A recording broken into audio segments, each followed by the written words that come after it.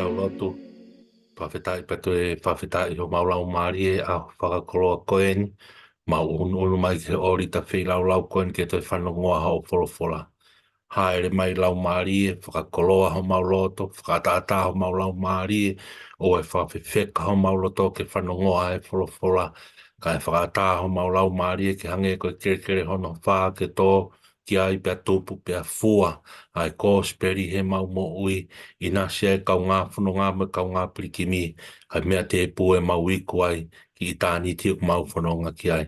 Tāpi ki nai proklama o e ahon pa pahono wholofola, wa whao sisu klaisi ka mau wha mo ui, e meni. Tapu ki he a whia o toa ho tau loto ngā pe ko ki kore pe ke u whanga ngāhi whakatapu kotoa pe, tō tō a whakiat pe tau ngāhi proklama a kotohi tapu, a tae whainga maari e o e aho koen ke hoko ato i pe tau tokoni pe mo e tau whakaloto lahi ka mea te pū ao ngai wholofola aho koen ko ngā ke whaihano malanga. Kai mea te pū ke whakakoloa mau pia ke tau mo ui e ngai whainga maari e kotoa pe au tau whanongoa ai ai wholofola maa mo maa o ne atua. Koe ko tai tari fie ki mau tolu kotoa pe ke mea mai ke polokalama o e aho koen pa mohono wholofola tawanga pe mo lau maari maa ni ke whakakoloa hange ko lotu tau kamata ke tau polokalama ko toi tapu wham ke whakaata ho tau loto. Wham ke oe whakawhiwheka ho tau loto ka tukuange ai wholofola ke ni hanga hino hi, ke ni hanga whakahino hino, ke ni hanga whakakafo e tau mo ui. He taimi tau o i au tau fie whanongoa ke wholofola, taimi tau whakawhita.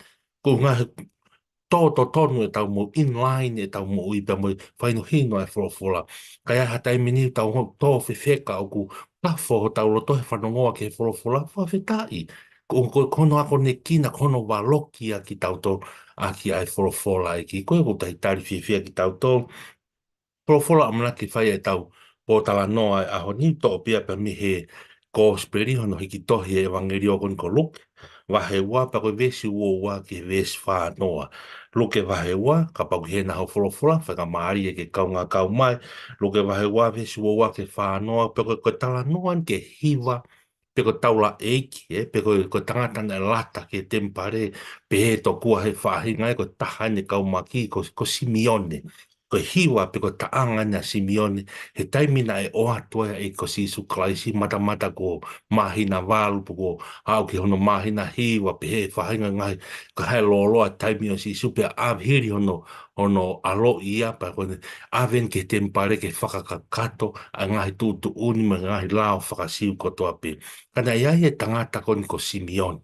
Pero Simeone fo te fito ai e tau tala noa, e ne hiwa ko ne taanga to kua ne la kai he lau maari maano ni, e ne moi hei kai te ne mātā e mate hu whai whakatapu, ka rewa ko ne mātā e fo fonga e misa ia, toka alo o tua, toka eiko si su kalaisi, pa ko ne hiwa, kai ke, tau whanonga le rei pe ngā hiwe si, ko toa pe whai e tau whakauinga, kai ke ngā tai pa whakatau mai ke tau mo ui, poi ala forau, ai whanonga e tau ngai mo ui whawhoi tutu, ma ngai mea ke whai hano malanga, a ngai kiwes, po ngai te whito i message, te whito i whekau ke whai hano malanga, i pa mono ako ne kina aki, au tau kau ngā pirikimi me kau ngā whanonga.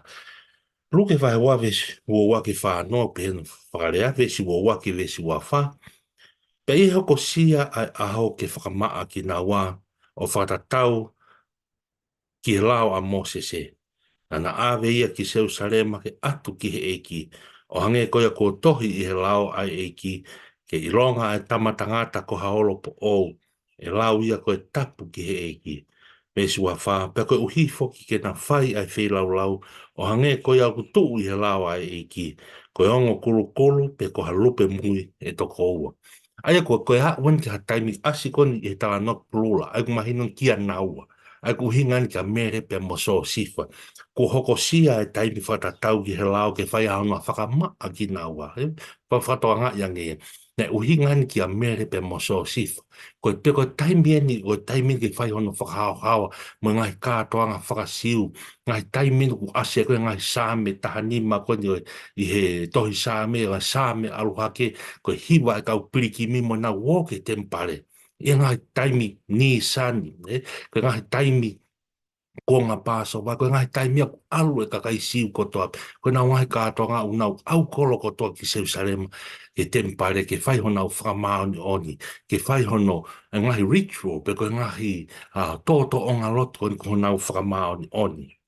Pea pe whamahino peka ki tau tori he vesi o wā ia, ko mere pe mo so si wha, koe ongo mātua nana tokanga ki he nau o au loto whakasiu. Nana tokanga ki he loto, pe ono whakarea, nana tokanga ke mau e mau ngai mau a keresi ke mui mui e lo ai lo tu ke fai ona fra ma oni oni ka ke ngatai e na o ki te mi pare te ke na o fa tau ke la mo se pe ave ai si su Christ. Whakatatau eni, ke hiki tohi e kōspere no hi whakatatau, ke hiki tohi e luke. Awe ai whakataha pe mo sisu, e ki i ware tapu, ke kau whakataha ki nau to hono whahao hawa, pe hono whono ngā ia ngai kātoa ngā whakasiu ko ni. Vesi wo wā ia, mea ke whakatoa ngai. Pa whakatatau hangi ko tohi lao. Maari a putan ki ngā, ko mātiu kōspere no hi tohi mātiu, o manako mau pe, ke whakatau mau pe a mea ko toa e lao, pe mo whakamotoa ki eiko si suklaisi. Ka hene haani he kōsperi hono hiki tohi e luke, maari a pito mantu ko luke o ka kai ko ha siu ia. E kau ilo e luke ia kātoa ngā ngahi mea nei whai he kau siu. Nei whatoa ngā i e luke e nau whaao ko nau o ki Jerusalem, maari no hiki he mahi no i e luke ko kai ko ha siu, ai o wau koni. E whakatoa ngai, ai alu ai ongo mātua ki Jerusalem, pe ave mo si isu, ko ngā koe ngai mea ko tohi e lao a Mose se. Pe koe lao ai eki, e kai mea ki whakatoa ngai, e ngai vesi koe ni hangi koe, tātoa ke a revitiko wahe tahawa, vesi o no ke waru, koe whakamaa aia, whakahao hao aia, whatatau ki lao a Mose se. Pakai ke ngatai, ange foko e vesi ua tolu, mahino te nao, ki naua whai whakamaa po whakahao hao, whakatatau ke lawa mo se se. Au mai e vesi ua tolu, mahino pe oku kau ka pau kuai hao foha lahi. Pe ko tama tangata, ka pako e foha ko ni, ko e lahi taha ia ko haolo po o, e lau, ko pau ke ave ia whakataa pui ma ai eiki. Pau ki ave whakatāpui ma ai e ki au tau ilo ia e vesi ua tolu haia e tohi exoto wahe ua tolu vesi ua papa vesi taha ua. Pau te plau ia pahino koe o wau ia whakasiu ia. Alo i mai pe whaere i maha whakatapu hato whohalahi koe olo po koe whohalahi ia. E ave ia whakatāpui ma e ki. Pako vesi ua wha, pako hifo ki ta whelau lau o hange koe aku tuu i he lawa e ki. Ai koe ngahi ngahi o wau ne o whei lau lau.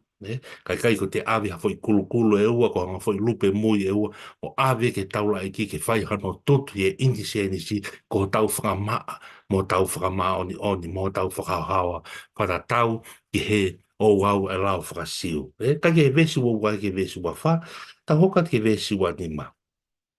Petana no foi Jerusalem ha tangata na hingoa ko Simeone, pe ko tangata tau i tu unia mo lotu mo oni, hene nofo amanaki ki he tau kapo i o Israeli, pe na e wha ha e rea ia e lau maaria maoni oni, vesi wa ono, pe ko walokia ia e lau maaria maoni oni, e i kai tene mamata ki e mate kai oua, ke ni mamata ki e misaia a eki.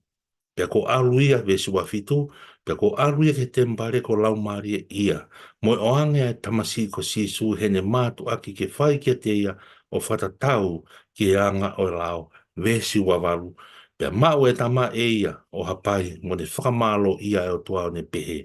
Kake, ko taman kon ko Simeone hange ko na tau whakatala noa ki pehe whaikani ko taula eki ia o mahino pe tau wai tangata ko taula eki pe ko apalo fita nai. Ka ko me pe tau ko tangata tau i tūtuni whakatau ki a luke.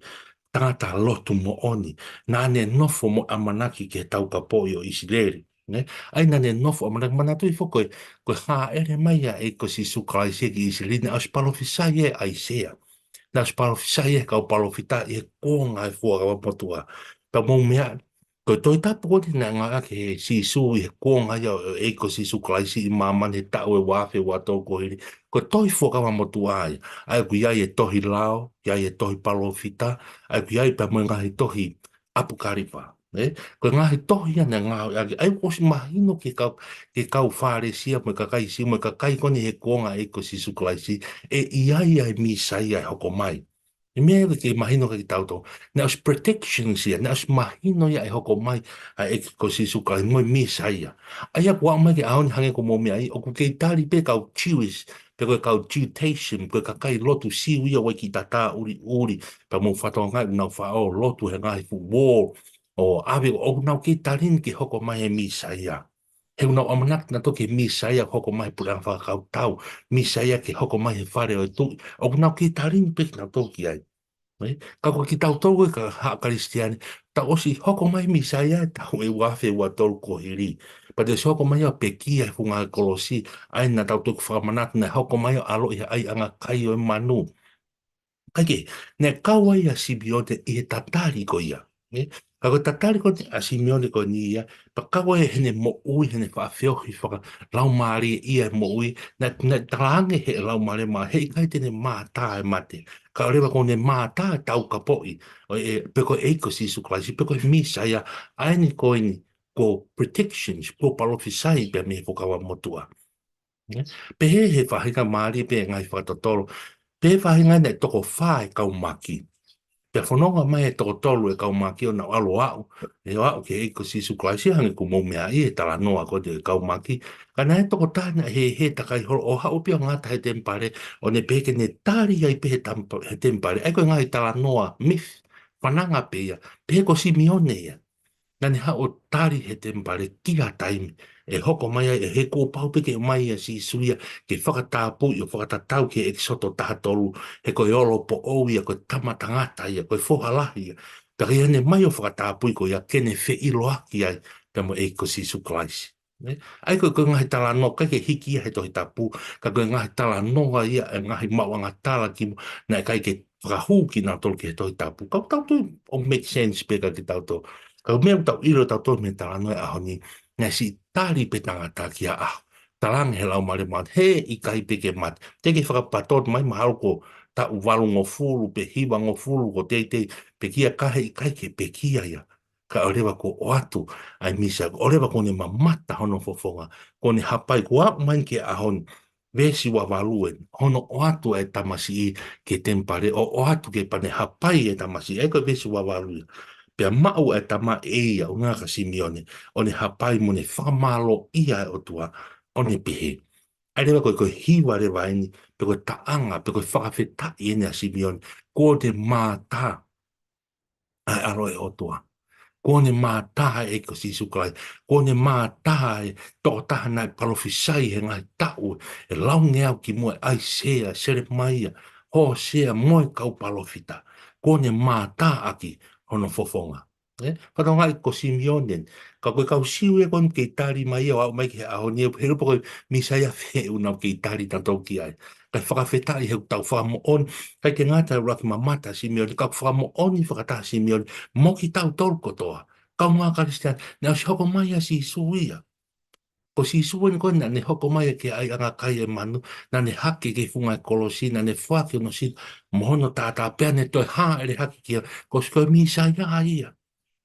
Ko toko taha e koe aina tau whamo oni e awa Krisimasi, ko tangata e o tua. Ko ne hoko mai ki māmanu. Ko tangata e o tua, ko ia. Ko tau toko whi misa ia, tau toi tariki ai. Tari ke toki hau he tui, i ka he kai ke hau ia, nionga koe tui, koe misa he ka ne hau ia. I he mo ui whakaaki aki mui. Ne hau ia he ai anga kai e manu, he mau lalo tahe mo ui. Ke ne hiki e tau ngai hanga. Kai ke, whawhetai, tau kau ki tā noa he ke whakamahino, he tō whakataha a Simeone, mo ki tau tolu, hakaristian, ke whakamo oni. Ko sisu tonu pea. Ai ni kona hoko mai o ne pekia he funga e kolosi. Kai ke, ko ta anga rewa ni toko hiwa whakawheta hange nā fui sāme. Aia koe vesi wahiwa, vesi tau noa, vesi tau taha, vesi tau lu. Hange na fo i sa mea, peko taanga peko hiwa whakawhetai a Simeone. Pehe Simeone, matu kuni hapai pe ai tama topu tapu peko eiko si suklaisi i hono ni ma. Pehe Simeone, e i, tā ko ho tuku wangi ke u alu, ko fie maarie, o hange ko ho folofola. Vesi tau noa. He ko ma mata hoko mata ki he ao whakamo ui anga. Vestou taha, aia na ake teu ke haha ki hoka kai kotoa pe. Vestou lua, koe mama ke ta tala aki ai whakapo uri o sentaire. Pe koe langi ia a hoka kai isideri. Koe hiwa ia a Simeone. Maare ai whakawhetai kone ta tala ne po. Koe pō pula kone he nane pō pula i he anga hala. Mone nofo e mamani kone ka orewa kone mātā e ko si suklais. Ke alua ke pure anga o tua. Kene, ina sia he mate, ka ne whanonga ke pure anga o tua, he kone mātā, tonu, io, ko tangata o tua, ko i māmani e misai, ko tāpane karea si hoa i o tau māmani, he ko Immanuela. He is with us. God is with us. Ko i māmani e o tua, whamooni ia, pa mo hiwa whawheta ia a Simeone a mesi tolua, ko i māma ke ta tala ki a whakapo uri e sentaire. I kai ke ngata ia te ia ko sentaire, ngata hane mou ka ko tau tau ko sentaire. Ko ki tau tau ko kakai o tua lao. Ko ki tau tau ko tau hai pōpula hai se ine hanga hala. Ka koe hoko mai e tamma ko ni hapai i hono ni ma ko Simeone. O ni hanga ta tala e whakapo uri o sentaire. Ko ki tau tolu ka ngā karistiane, tonga, ka uesiriana. Ko kau sentaire ki tau tau. O kakai ko ki kakai tau ia o tua, o ko kakai tau tua COVID-19. O koe ko kakai ki tau ia loto COVID-19. Hange ko kakai siu mo kakai sideri. Ka ko ngā tau lave hi e ofa mo keresi ai o tua. Ia si su kraisi. E tamma kone u aloi. Tamma kone nai. Na ne ha ere ai anga kai o manu. Tama ko ia ne ha o hange wha mo oni whakataha a luk. Whakataha pa mo Simeone. Ke ne whakapo uri, ke ne tatala whakapo uri a sentai. Whakawheta i ki heiki. Tau te tau rea whakawheta. Tau kau ngā kau whakataha mo sāme te au whawaru. O kia universi ko toa whai ha whakawheta. Whakamaro pa naa mo alo, pa naa mo kau angero, pa naa mo langi o kumawhora. Universi o wheta o tuia pa naa mo loro whanua. Akau mo whangamonu manu whakawhata. Oki ko toa ke tau whakawhita mo whakamalo ki o tua. He koe mama ai o tua, ko tāpati kāre mama. E whakamama ke ta tala e whakapōria sentaire. Pia koe langi anga o haa o i kakai Isideri. Ko hiwa ia puka taanga Simeone. Mawhita i hoko ke vestou tolu ke vestou ni ma. Pea tutua ne tamai mo ne whae kuna hofo ia ngai mea nei rea aki he tamaunga ka Simeone. Vestou wha. Pea nai tāpua ki naua e Simeone o ne peke a mere o ne whae koe nafa o i toko tahani koe holo mo i toi tuanga o ha toko lahi i Israel. Pea koe whailonga ka rea kovia vestou ni ma io na mo koe e uluha here tā i holoto. Ko hika toki fuke ai whakawau kau ai loto toko lahi. Koe holo mo toi tuanga o hakakai toko lahi. Koe ngawha ia, whatongia mantu koe ngawha e taurea whatonga uhinga ia ke ngai whatongia haa whawhine. Koe ngawha uhinga ia rea tonga ia uhinga ke whatongia o tangata. Koe ngawha po koe whatongia toko tā. Koe holo mo toi tuanga o ha toko lahi i Israeli. Holo mo toi tuanga o ha toko lahi i Israeli. Ko tau toi tuanga ia. Ko tau amanaki anga. This is our hope for restoration. Ko tau amanaki anga. Koe rea koe holo mo toi tuanga. Ko tau amanaki anga ia. Ai toko taha koe ni. Koe ne ngāwe. Tene hoko koe tokoro koe holo mo toi tuanga. Amanaki anga i Israeli. Pea naa mo sentaire. Pea naa mo tonga. Pea naa mo Christiane ko tau amanaki anga. He is our only hope. Ia, i he ne pekia pe mo ne toi tu. Fuaki ono sino, fuaki ono tata, i he funga kolosi. Pe tala mai ilonga ai tui ki ai. He kai tene auha, ka tene maua e moi tangata. Koe holo mo te tu anga ia, o ha toko lahi i steli. Lawe ki taua, lawe ai a tonga, lawe ai a ue siriana, lawe ai ki tau tolu kaunga karistiane, o tau pili kimi, mo tau tui, i he eiko si sukalaisi, ko sisu ho tau holo mo te tu anga, ko ia ha tau amanaki anga, ko ia pe e hala, ko ia pe e moon, kai te ai ha fou, ia ki he tamai, ko pau pe ke tau fou i eiko si sukalaisi. Ko maari, ko whaka mo uien, he's our salvation, Yeshua, ko rea whaka, he peru ia rea whaka karisi ko Yesu, Jesus, salvation, God is our salvation. Koen, ko tamasi e konu hapai e Simeone i hono ngima. Pawheta i ki heiki. Ves tō rono ke tō walu. Pene ia i hawhi fine palo fita hoko ne tala nota mai, ne te ki ngata peni ia Simeone. Ne te aimu fine palo fita e ko ana, ko o fine o whanueri, ves tō rono. Aia ka toko taha i haa a seri. Ta koe fine eni nai fuoloa pito nane mahu sen pāni te ene fine mui o na no nofo o fitu tau. Pia ko nofo ui tō ia o walu mo fulu maa whaa tau. Pa ne kai mahu i ia mehe te mpare, ka ne tauhi ke o tua ake au kai mo lotu i e pō mo aho. Pa ne tō mai moia i he taimi pē ko ia o ne tari whawhita i ke o tua, pa ne rea i he tama kia teki nau tolko toa pē i seu sarema na e nofo amanaki ki huhu i. Marien, ne kai ki ngata pe ko Simeone pe. Ne te ai mo palo, tamai ko palo fitan ko ana, ko o fifine o Fanueli. Me biu tau ilo mi haa a seri, ai ko tamai ko fifine na si mau waifi. Ne mau hone waifi roto ne fine mui ne ta ho hiri pe ko ai tau fitu ia si pe kia mahalo hono huse paniti. Pa ne si nofo, tau po pa ne nofo, wito ai pe iha tau e walu faa. Pena kai ke mawahi e me tempare nane nofo pe nane lata ke tempare tamai nane au kai pe moe lotu i he aho moe pō. Ai koe whakamahina ki tau tōru ia koe palofita, koe maa oni onien. O tō atu moe maa oni oni koe moe palofita koe ke nā kau ngā kau whakataha mo Simeon he whakamo oni koe nia e ao. Witness. Ko mea ke whakamahina ki tau vestolo no pa mo vestolo ko asi ko e palofita ko ana ko ne kau whakataha ia mo Simeone he whakamo on ko misa ia aeni. Ma tu ko tau kawe lahi e tia. He kulotong te tau kawe pe lot whakasihui au teke hoko mai misa ia hangi ko na tau whakatala noa ki ai. Kau whakamo oni ai palofita ma oni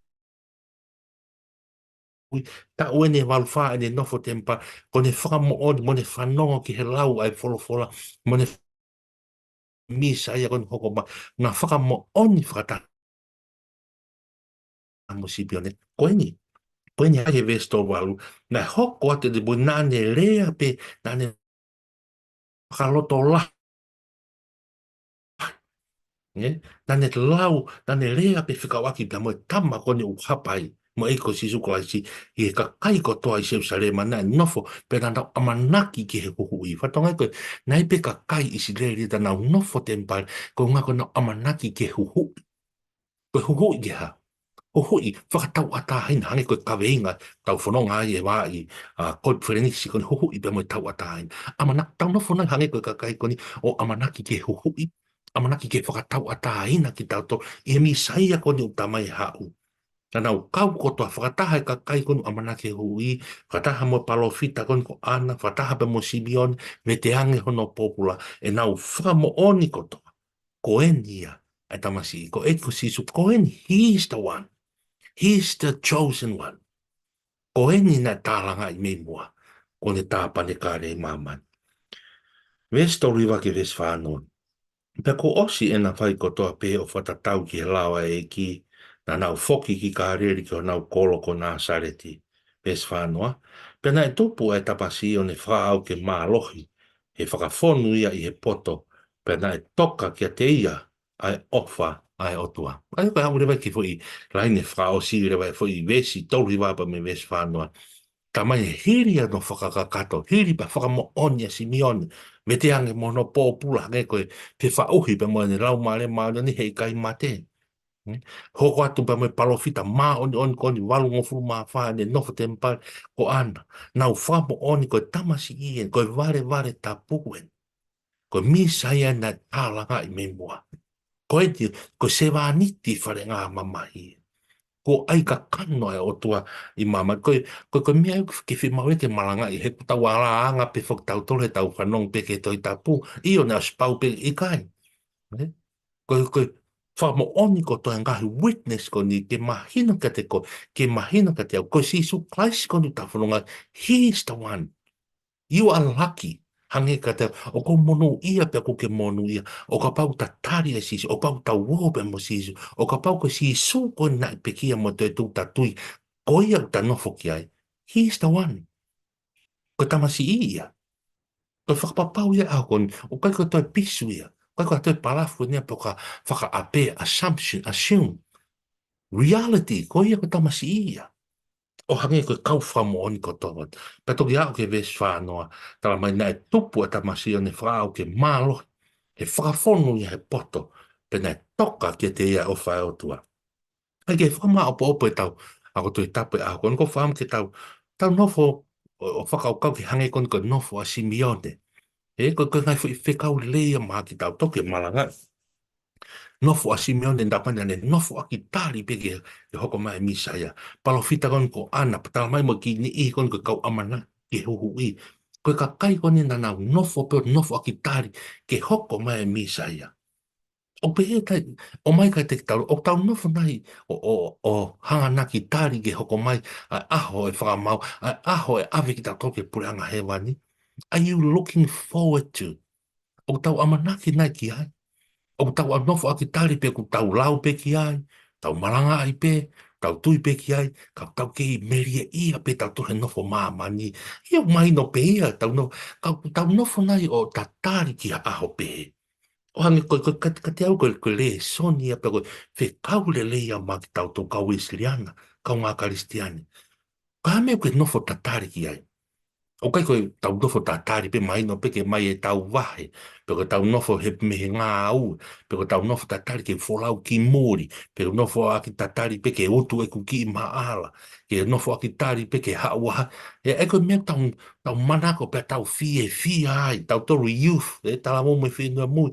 Tau nofo aki tāri ke release mai e fo i whaiwa. Pe koe fo i hiwa. Koe tala noe au. Nie koe nofo aki tāri. Ki au e hoko mai ai e Misaia. Aho, osi ko toa kātou mea, koe tau mea tau tari ke he au, tiko aho e hoko mai e whakamau. Pēi tau nofo aki tari ko ia, o tau teu ai, o tau āmau pio leo, o tau lotu fola, o tau lotu au kai e pō moe a, o tau tao pe mo sisu, walk with Jesus. Koe nofo aki tari ia. He tau looking forward, I'm looking forward to that day. Jesus will come and take me to heaven. Ko tala loto ton whaam ke karistiane ko toa pe, ke uhu i ho tau, o tau nofo amanaki, kia aho ten te hoko mai. Pena a wawe mai e mate, wawhita, ko tala mai, o ia pe kia e ko Sisu Christ, tene toi tō, ke mo uita ngata. O ka pau te tau ke nofo pe mo uin, o hoko mai pe Sisu Christ, bring it on. I can't wait to go back home. E ko koe rea. Ka haku, ai ke tau mana wahe ki he mate, mana wahe ke tau sio ke whiriri waki ai mani koe whiriri waki ai ea pata hake mai ai ngai tsunami. He ko stala noa fua ka hoko ngai pe, mea pe mai no ko ofi e whakamau e mamani. Tai mi ki tau fie ki tau toki ai. E tau nofo aki tari o hange ko nofo, e kau palofita, kau maunga i tangata, Simeone, ma kau amanaki ke hui koni. Eki, sisu hange ku tala noa peke ai e tau punake. Foki me rangi. Wo vai e vai au siasi. Foki me rangi ke ave mau ki mau tau. Kia aho, te mau sio tai pulo ki o fofonga. E ka kake ko le so de wako ke movi a nofu akitari kon tau nofu aki e nofu akitari ko hangere ko hangene fata no ki ai. Teke teu le vai teke re o mau pe. E lau mau pe hofofora, teke toka ngā i ho laka, teke toka ngā i ho sio, mea whakau ko, e mea o tuku i ho loto. He ko ngā koe ha, ko nofu aki tāri ke hoko mai hoku hui. Kai ke ngā tai, ko si su mōni e nange te whatana nei, kai ke toi parafu ia. Si su e nei hoko mai ko pe kia e whunga kolosi, pe au tau monu ia ka pau tau tui ke si su ko ia.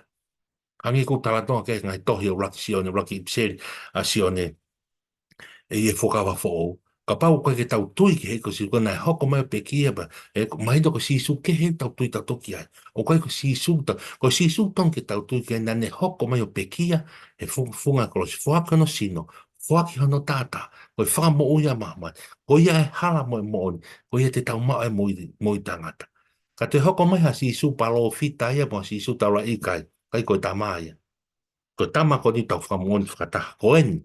Tau whamon whakata mo an, palofita ko an, ka ma Simeon. Kai ke ngatai, whatu tupu, tau hi lao. Ta ko mo uia ko o mai whekau ko o mai e taha, o mai mere pe mo so sifa. Tau hi lao, ma ue ngai polo kalama lotu. Ngai o wau tamai dana manako ke ange ko lao a Moses. Me tong ke fai mak tau tau. Lai poke ngai whaka uhi ngai tawa mai. Lai ange na wo na toke lotu fere palo pare mai ai. Ko palo pare mai lotu ngau ia sisu. Ka asu iro e setane ia sisu. Ka ea ha lotu o ke ha palo pare mai ai. Pia mahina o ke ha sisu ia. Ke ala setane o ke ha sisu ia ai. Ko palo pare mai ko ngako ni a fio ai a sisu. E whenga setane ke a Keynes. Ne? He koe ke tau o tato ke paropare mau tau o ka sisu, tau o mau e polo kalama, tau o mau wha mau oni e tau mo ui ai, tau whitau laki pe mo sisu. Ne? Ka ke pa ma ngai whikau ke he peko tui, pe anga pe ngai whikau ku lawa ke maku pusi o ku loto mo ku lau maari e, ke vahe maa ki tau tau he polo kalama ako toi tapu e ako ni, kai maari e, tau nofu amanaki ke ho tau ho i ke hoko mai ai ko sisu Christ. Tau ma'u, tau i whakamaon oni, tau mui make sure e tau ngai mo ui whakamaon oni in line pe, o kai ke tau lava ma mohe e ngai pōko toa pe, e taimi o kai ke tau ilo, o tau ngā tonu nai hoku loto, e mea ku whai. Ngā ui kon ko whai ko di, o tau ngā tonu nai en pa mui whina ngalo e o tua, ko hoku ui kon ko whai whekau au, pe koe se tua tau, pe koe toko taha malanga au, o tau ngā tonu nai en mui whekau ai o tua, te o kai te tau ia mo folo folo apa mo fikai o tua me ko tong ke tau pakau kau ki an ne ko me ko tong ko tau i lao mo nof ki e ki mo teu mo tau amanaki o tau fa pa pau e tau mo ui am I doing the right things me tong ke tau no fai o whakau kau i ngai aon ka ke ko tui whakaloto lahi pia ma ki tau tolu e folo folo amanaki pe kua wa te whekau e ahon tanga ia Simeon e tau kaunga kau whatamo Simeon ko tau mata ia ko huhu i ki tau tau mi he pō pula ki angala mo e pau ke mate tai angata ka ko eni ko Sisu Christ ko tau wapa apa ngofua ko iai ho tau whainga maari ke tau inasi he pure anga o tua ko ngako ki tamasi i wale wale ko na aloi hai anga kai o manu ko e ko Sisu Christ tala mo nuat ka tek mo tol ko toa pe si ngai tamai si ngai whae ngai whatongia ko toa pe mi apina si ngai tamai mo tol tu he kina la ai tō kanga ka mai ngā tai si ngai whae whare hanga mo tau hiu tau ngai api i tau tolu e kau ngai whapure anga tā pui kina ki mo tolu e ki kau maha ki mo tolu ko toa pe mo si whanonga mai me toko to maha ki i ai whare maha ki ke a watu ai eiki o huhu i eiki whakapoi ene ni ma mafi moto i prisone na pe ngai tapa ko to pe mo fano mai ta wan ke ha wa to for mo ya fi fo pa pau yo mo ke ha me ke fai ta mi o ke no fo akitari ke hoko mai a e ko si su kwaisi fa pa pau yo mo u pe fa ma on fa ha o no fo mo i ko nga ko ke taria a e hoko mai e ko si ko ke ma wa e ta mo u mai pure anga o to o tua ma fita pe kina ki mau tolu fata pe mo folo folo ko mana wa mai folo folo ke mau malau mari pa mahino te ki mau toke mau nofu akitari o nofu akitari ne fanau i e loto teu ko loto teu ne fanau o mai ka te ki mau tolu e lau folo folo mo fa a loto mo fa a au kai fa pa pau e sio tokanga e mau loto tokanga e mau whakau kau mea wala o mau nima ko mau nofu akitari ke hoko mai a hu e a fiona tāpe ki nau tau si ka Wesleyan, ki nau tau whanonga mai ki he, te ako toi tāpe haoni, tongi a ho mauloto mo maulau maari, kai koe mau whanonga peo maari e ia, ma wako ki ai whanonga ki ai whaton tonu ki ai mui, e ko vave pe a iwi e talupite, ko vave a hoko mai a whiona ke whakamau e maa manikoni, ke mau ato mau ai lau maari. Tāpe kina si ngai whamiri hoki tonu a mama, mau whanongoa pe tau whetuku ai mate, kai ke te whakalau lau tau, ka maulotu he tāpe kina ki nau tau mōre ngahi o whaang, hoko a ngahi, a aitawa ngā ai a ngahi loto whare, he tāpe kina whamono, ki nau tau ri whare maha kina, nau whia ma o halotu, he tāpe kina ki nau sika au toku reke reka, nau whanongo mai mi api, na whakatōtola a he lotu e a whiona, he tāpe kina ki nau tau pa whamono ia, wa wha sisu Christ ka ko mau whamono ui, e meni. Malo apito mo pia mai, mo mea.